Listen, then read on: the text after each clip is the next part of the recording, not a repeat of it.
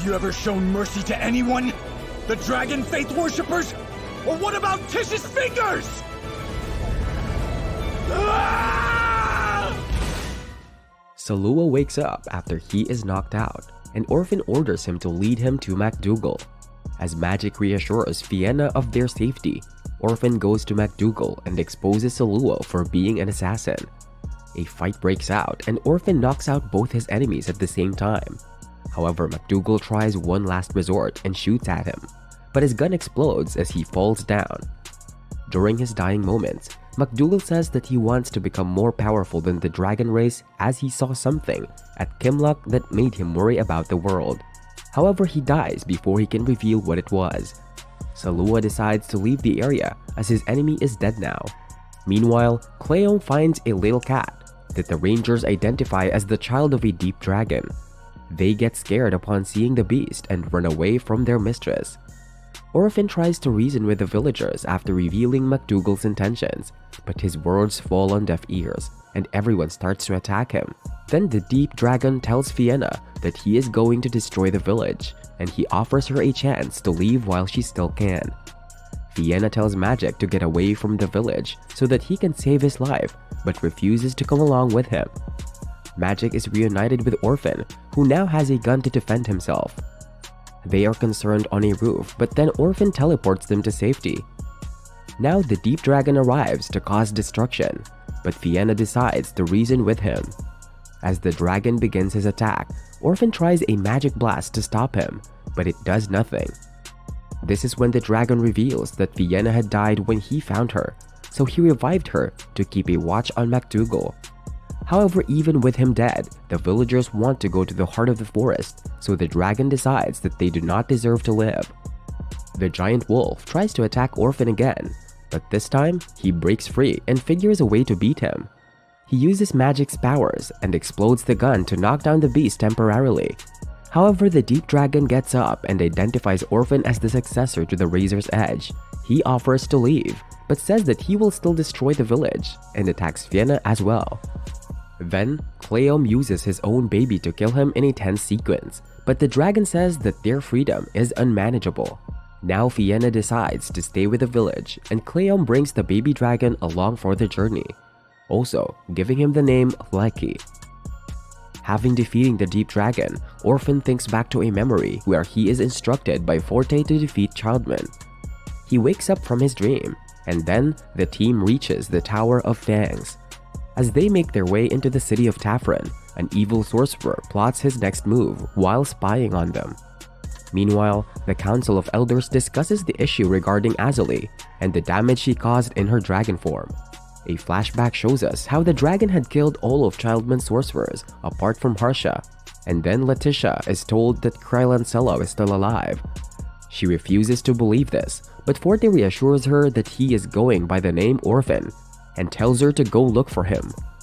Now, we see baby Lecky toying around with Magic by using his powers to attack him. Later, Orphan is tricked by a thief who steals his locket, but the culprit is suddenly killed after that. Orphan also finds a note asking him who the real successor is, and he gets confused by these words.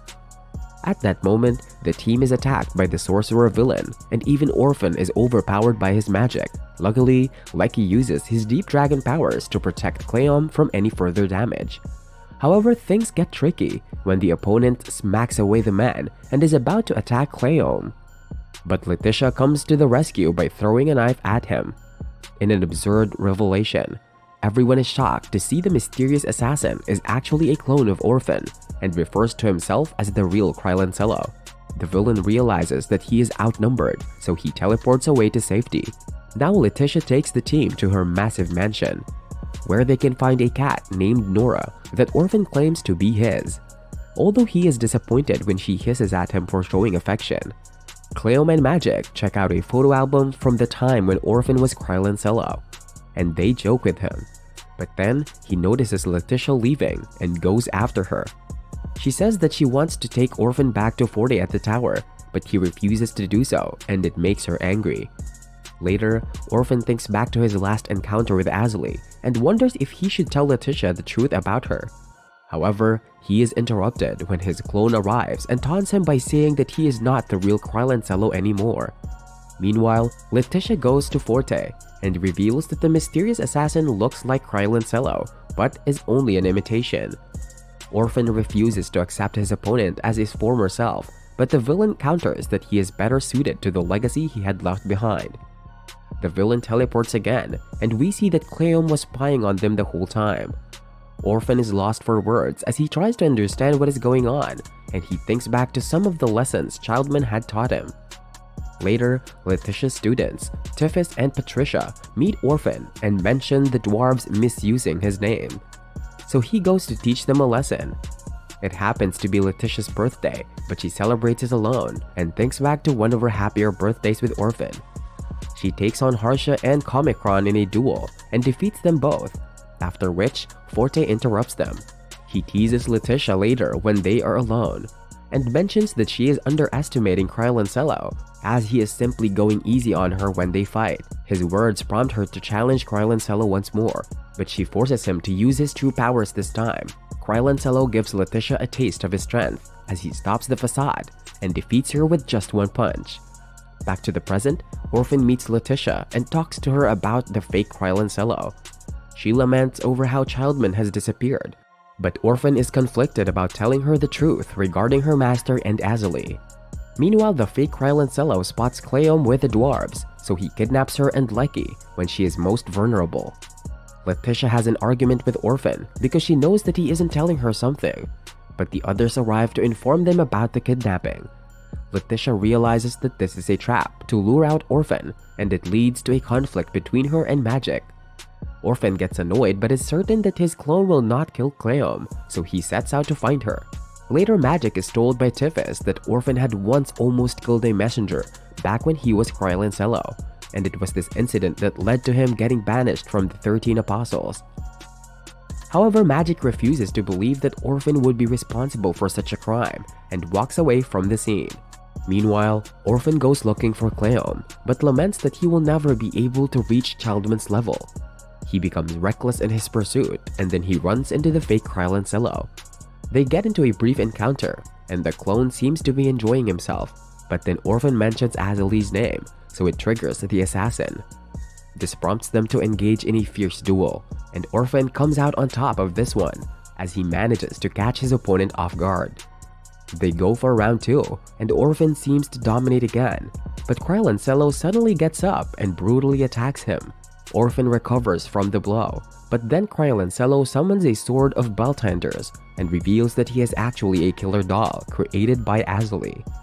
Orphan uses Childman's finisher move to seemingly kill his opponent, but he wakes up even after that. The warriors decide to give it everything they have and unleash overpowered blasts at each other. An intense sequence follows, but Orphan incinerates his opponent with all his powers and kills the doll, who calls out to Azalee before dying. Now the Chaos Witch shows up and explains that she lost control of the doll, which was why he had gone on a killing spree. She calls Orphan a special sorcerer and states that he was being raised by Childman only so that he could kill her. Orphan rejects this information and asks Azalee to come home to her family, but she says that she has her own plan to uncover Childman's intentions. Then, she asks Orphan to join her, but he refuses, so she leaves him with the same note asking about the true successor to Razor's Edge. The others arrive to help him after he faints, and they find Cleom as well. Orphan wakes up after he is treated, but goes crazy after tasting Cleom's horrible soup. Meanwhile, Melantorum, also known as Hydrant, looks for the Browning family's Book of Atlas. Even Orphan is attacked by a similar assassin at night, and he is about to fight him, but then Cleom and Magic arrive with more food. Cleom feeds Orphan more soup, and he screams in disappointment, but Letitia tells him to keep it down. The next day, Orphan tells Letitia about the killing doll, but doesn't give the full picture, and she is able to see through his lies. They decide to go to the Elders and leave Cleom with Tiffis, Patricia, and the dwarves. As she spends time with her new friends, Cleom learns about the history of the Tower of Fangs. Tiffis also says that the Council of Elders is under threat now that Childman is missing. Meanwhile, Letitia, Orphan, and Magic make their way to the Atlas Tower, but are attacked and surrounded by multiple followers of the dragon's faith. Orphan fights everyone and wins with ease as his powers are suddenly boosted. He questions one of the assassins but runs into Hydrant, who kills the dragon faith and taunts Orphan for his inadequacies. He attacks his ex-colleague, but Hydrant dodges the attack and leads the team to Forte. Magic fills his enrollment forms while Orphan talks to Forte and learns about Vinby, a new student he has taken in from the UOR class, which is a rival of the Childman class.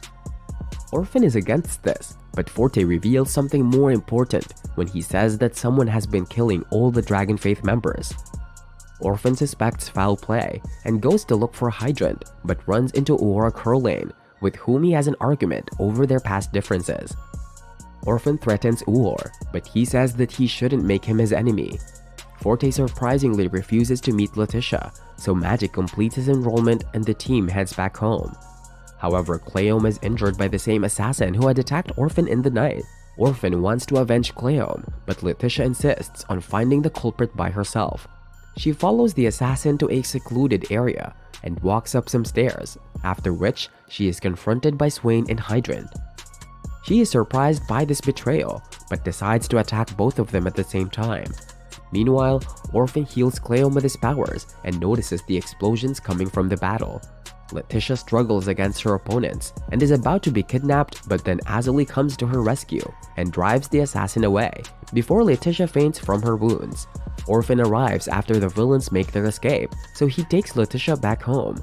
She mentions hearing Azalee's voice, but says that she must have been mistaken. They discuss the Uor conspiracy, after which Orphan goes outside for some fresh air. Here he meets Azalee, who reveals that she knows about the Uor clan's betrayal, which was why she was killing them earlier. Then she talks about the Browning family Book of Atlas, which holds the secret to Childman's power. Orphan learns that the Uor class is trying to steal this book so that they can take over the Tower of Fangs, now that Childman isn't here. The hero starts to believe in Azalee, but is unsure of killing Uor for now. She decides to leave after revealing that Magic has the Book of Atlas. Cleome listens in on this conversation, so she joins her leader as he confirms Azalee's claims with Magic and heads to the Tower of Fangs. Orphan decides to invade the tower, even though Cleome and Magic are hesitant. He transports them to the tower and reveals that the enemy is going to invade when the guards are least active. Orphan also wonders if he is the true successor of Razor's Edge. But then, he is suddenly attacked by Hydrant and Swain, after which an intense battle follows. Lecky uses his deep dragon powers to help Orphan during the fight, but then the sorcerers are transported to a private room. Here, Hydrant says that he only works for the upper echelon and does not care about the Book of Atlas, as he only wants to take revenge for the scar on his face. Orphan fights him for a bit, and then Hydrant decides to reveal why he has to hide his face with a mask. A flashback shows him as Milan getting into an argument with Krylancello. This is when we learn that Hydrant was the messenger whom Krylancello had attacked because he said that he was the only one who could kill Azalee. The sorcerers continue their battle while Vinby attacks Cleome. Luckily, Lecky comes to her rescue and uses his powers to fight him. Then, even Magic is attacked by Swain, who reveals he has taken the Book of Atlas from him. They fight for a bit and Magic seems to be defeated, but he manages to hold off against Swain long enough for Forte to arrive and save him. However, Swain teleports with a book before he can be caught.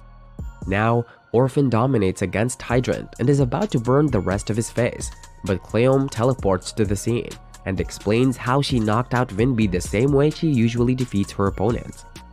Then Orphan confronts Uor and his men, during which the villain says that he finally received the book he has been after. However, Orphan reveals that the atlas in his hand is just a fake, as he had traded the real one with Cleome's diary.